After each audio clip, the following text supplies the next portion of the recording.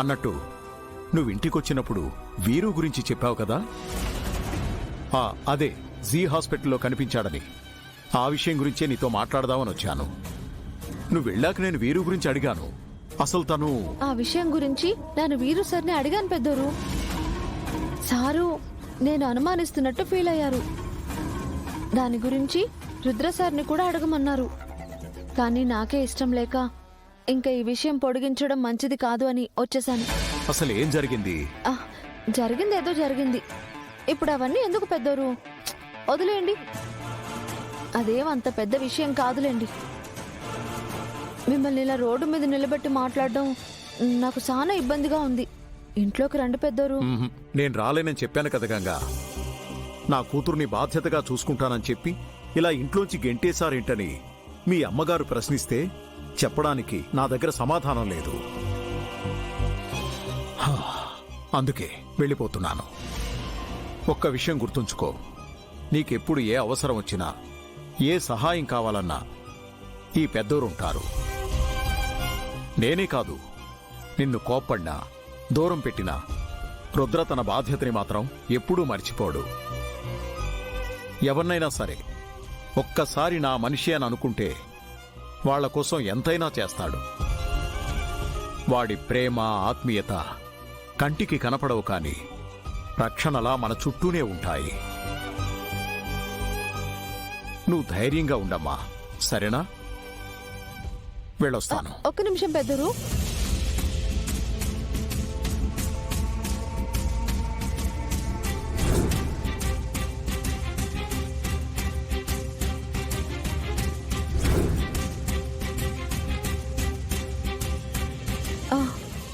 పెద్దవాళ్ళ ఇంట్లో డబ్బులు చెట్టు కాస్తాయంటే నమ్మశక్యంగా ఉంటుంది.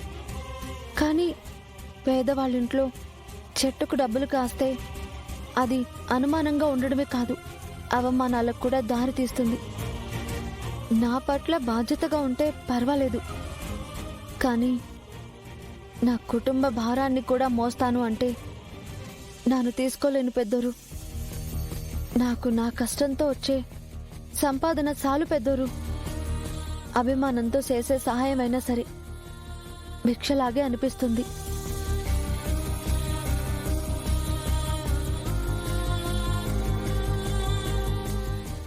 ఇది పొగరనుకోకండి పెద్దోరు. నా ఆత్మాభిమానాన్ని కాపాడుకోవడం అనుకోండి.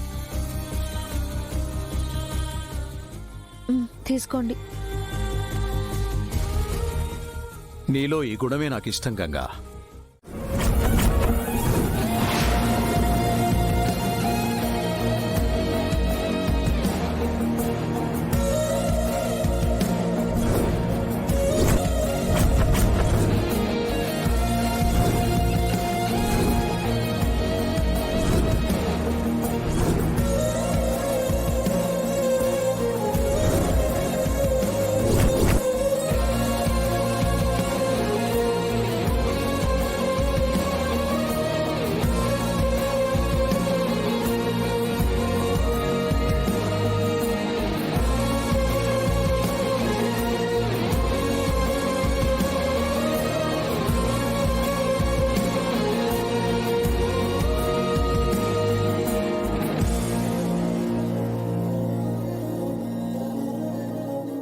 థ్యాంక్స్ అన్నయ్య. నేనే బ్యాగ్ కోసం వస్తున్నాను, నువ్వే తెచ్చేశావు. స్నేహ, రుద్ర సారేటి ఇక్కడున్నారు? అక్కడ ఆ గయ్యాలి కూడా ఉంది. చూస్తుంటే ఏదో గొడవ చేస్తున్నట్టుంది. Sneha, sister of Rudra Pratap, right? Sneha, అకాడమీకి వచ్చి మరీ కోచింగ్ తీసుకుంటున్నావంటే నీకు ఛాంపియన్ అవ్వాలనే కోరిక గట్టిగానే ఉందనుకుంటా. Of course. దెన్ నీకొక ఫ్రీ అడ్వైస్ ఇవ్వనా?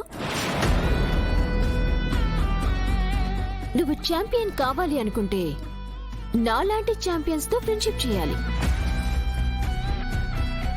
లేకపోతే నాలాంటి ఛాంపియన్స్ ని ఇన్స్పిరేషన్ గా తీసుకోవాలి.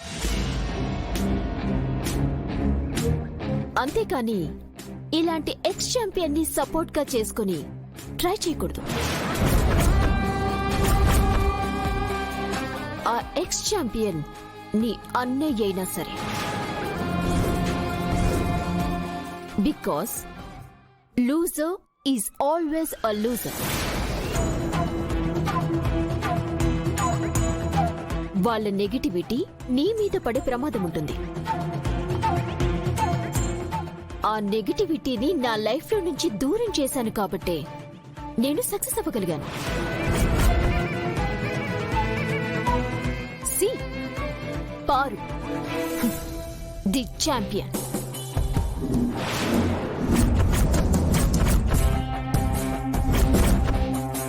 రుద్ర సార్ జీవితంలో ఇంకో అమ్మాయి ఉంది అనే విషయం నువ్వు మర్చిపోకు. సార్తో పెళ్లి ఫిక్స్ అయ్యాక వద్దనుకుని వెళ్ళిపోయారు కదా. ఓ పారునా?